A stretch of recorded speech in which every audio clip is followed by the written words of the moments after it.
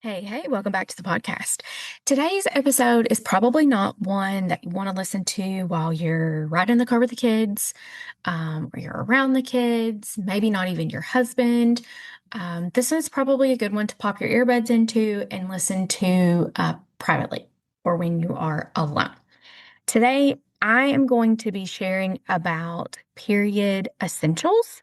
So, a review and some recommendations for the products that I like and I use, which is why this one might not be kid friendly and may not be something that your husband or partner wants to hear the nitty gritty details of. So I'm sitting down to record this episode after just having my period last week. I thought that that would be really good timing while all of this is, fresh in my memory. And I can kind of share what I use, how I use it, and just some of my general thoughts. So, the first thing that I wanted to chat about is the fact that I stopped using tampons probably 2 to 3 years ago. I don't think I even own any anymore unless there's a stray one hanging out in the back of a purse somewhere in my closet. Um, I did that when people started sharing more and using more of the discs and the cups. Um, and also, what kind of like pushed me in that direction was, yes, the like chemicals and things that we are now hearing more about that is inside of the tampons. But also, I was noticing that my cramping was so much worse when I was wearing tampons versus pads. But I didn't want to just rely on wearing pads all the time. And now you also have to keep in mind that in the last 6 years, I have had very extended periods of times where I have not had a period due to pregnancy and then a year of breastfeeding. And typically, with my breastfeeding journeys, I have not had a menstrual cycle until after I weaned. I have breastfed all three of my babies for right at or a little over that year mark. So, some of these things you may be hearing this and you're like, well, Vanda, a lot of women have been using discs and cups for a long time. Why weren't you? And for a big chunk of that time, it was because I was pregnant or breastfeeding and not having a cycle. So, um, what I purchased first, um, well, let me back up for just a second. So, 6 years ago plus, before I ever even got pregnant with Kinley, I that was when the Diva Cup was new. It was a big deal. A lot of people, or at least a lot of women in my inner circle, were talking about it, using it, trying it out, and I bought one. And I did not like it. It did not feel comfortable to me. It just I don't know. Now, shortly after I purchased it, I got pregnant with Kinley. So I didn't really get to like play around with it and try it very many times um, before I was pregnant. So postpartum with Kinley, past that year mark, with the breastfeeding, I think is when I purchased my very first disc.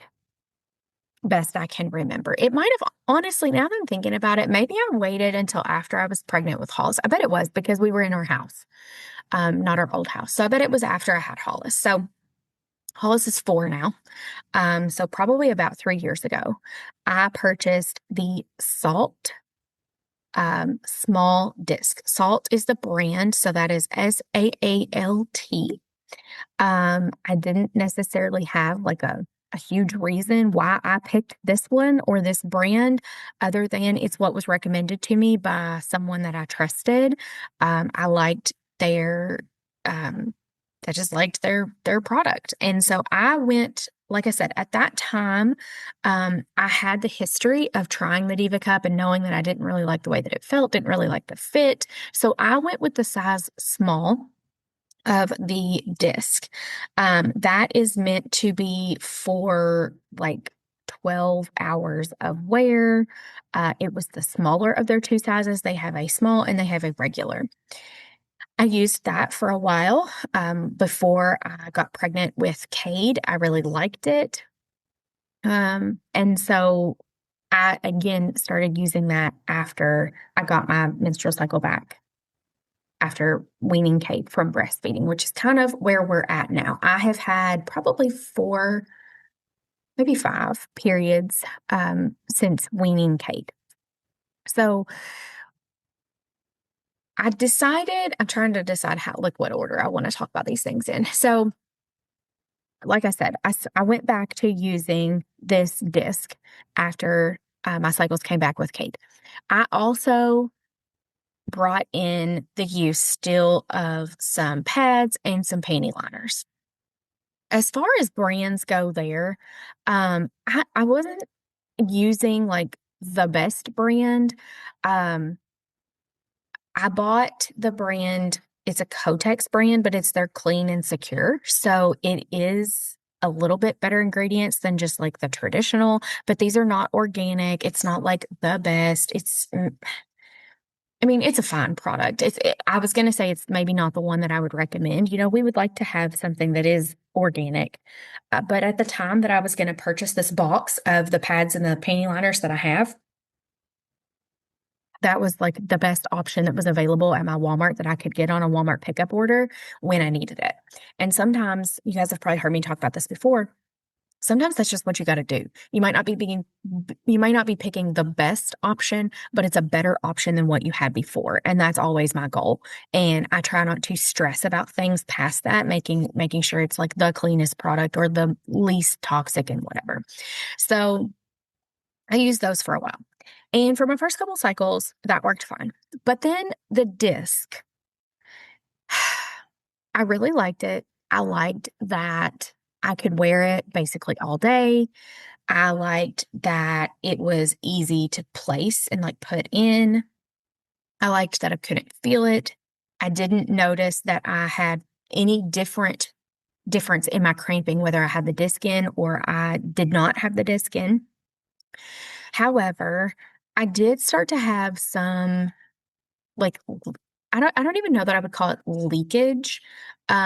But I could tell that like something wasn't fitting correctly because also the removal of the disc at the end of the day became difficult. And if you've ever used a disc before, you may have experienced this, but it was like the disc had moved and for lack of a better, I don't know, terminology, like kind of, it didn't get lost. I was going to say get lost. Like it didn't get lost. I knew where it was, but it was hard to reach. It was hard to, it works kind of like on a suction system and it has like this little notch in the side of it. That's where your finger is supposed to go so that you can pull it out. And that had shifted around. So it was hard to kind of break the seal to get it out. It was a very messy removal. And I was like, something is just doesn't seem right with this. I know that this is not, how this is supposed to work. This is supposed to be easier than this. So I talked to a couple of my girlfriends that use discs versus cups. One girlfriend shared with me that was the same reason that she stopped using a disc because she didn't like that and also felt like it shifted and moved a lot and that she did not have that issue with the cup. It suggested maybe I use a cup again. I did some research on my own and found that maybe just the size of the disc needed to be changed. And I had already kind of thought that in the back of my mind.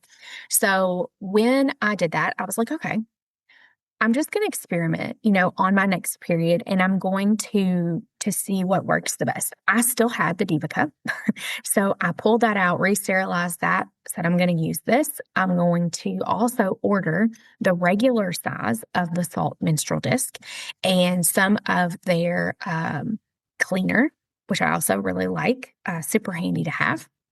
And I'm just kind of going to give these things a try and I'm going to see what works the best on my next cycle. So I'm coming off of that cycle now. And I did use the Diva Cup for maybe 2 days, I think, of this period. And it worked much better than it had before in the past.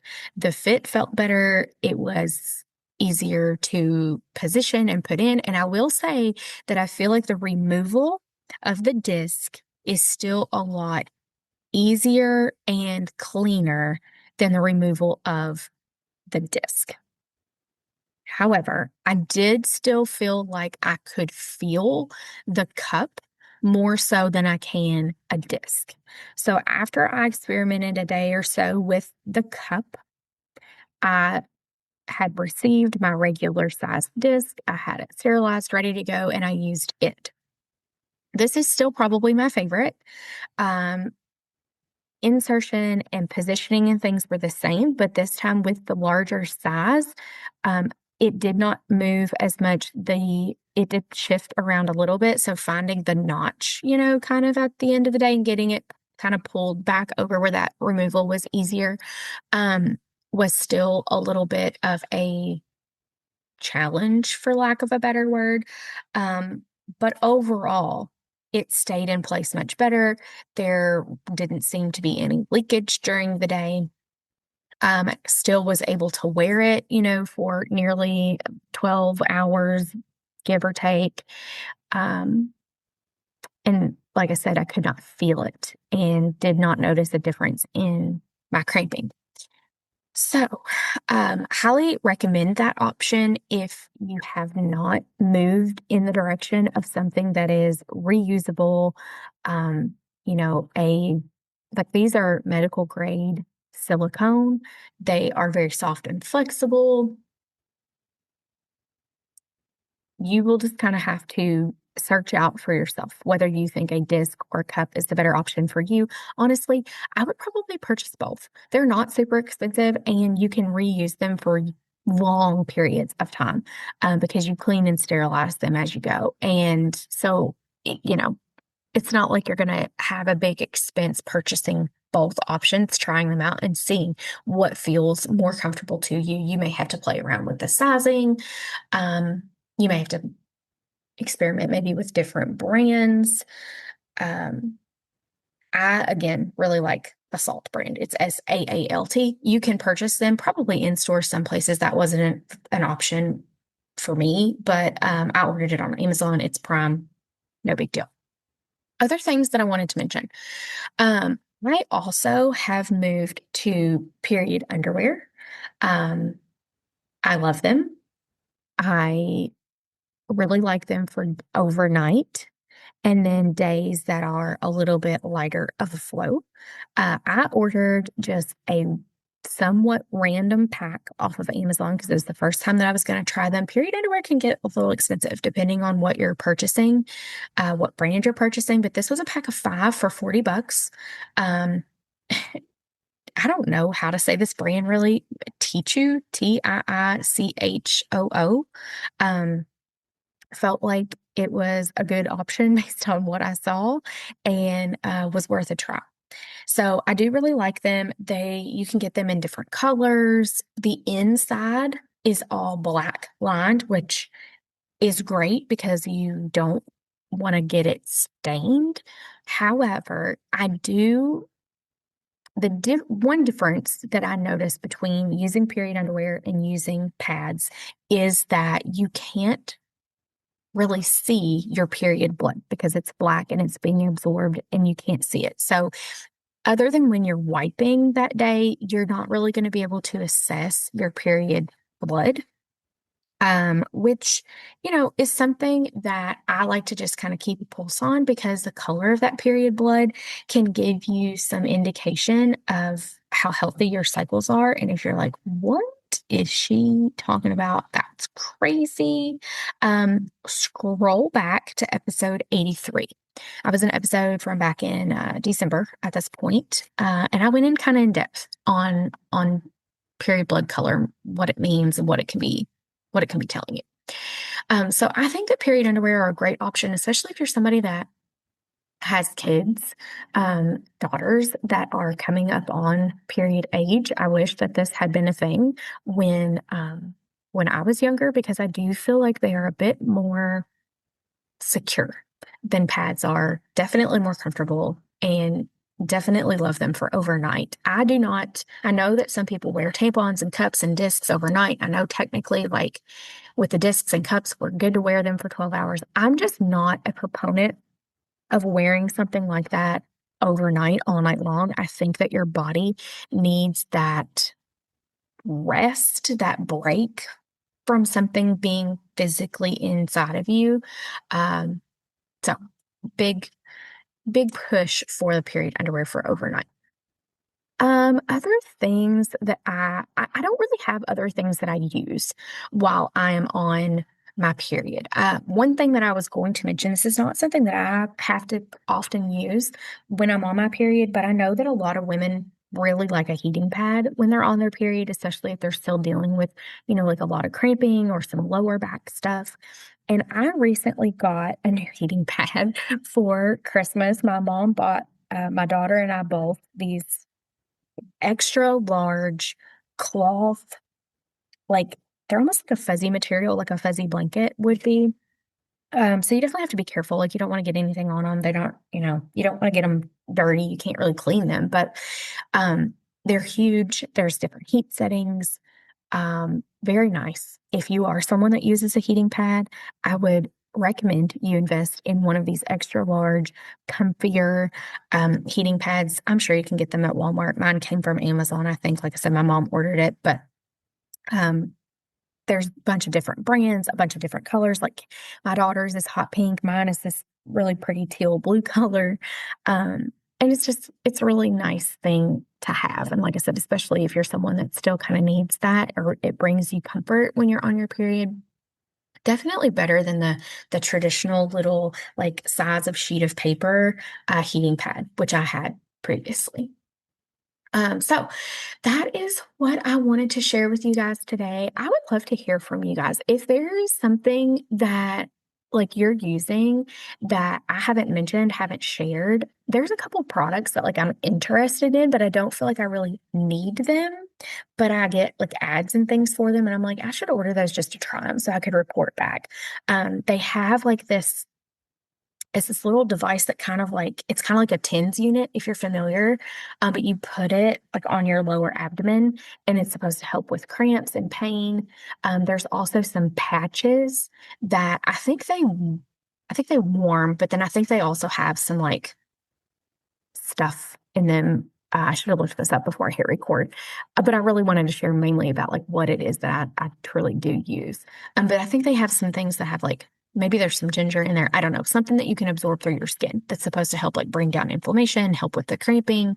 Maybe, um, maybe I'll order some of those things and report back because I think for people that are really struggling, um, those things could be really, really helpful. And then I've also kind of on the threads of the heating pad, I've also gotten some ads lately for a heating pad that you put on like a pair of underwear, basically. Like that it's on the outside of your clothes, but like it fits all around your lower back, your pelvic region, and I'm hearing that for people that have endometriosis, that is like very, very helpful. And I know there's some of you guys that struggle with that. So it might be something that you look into.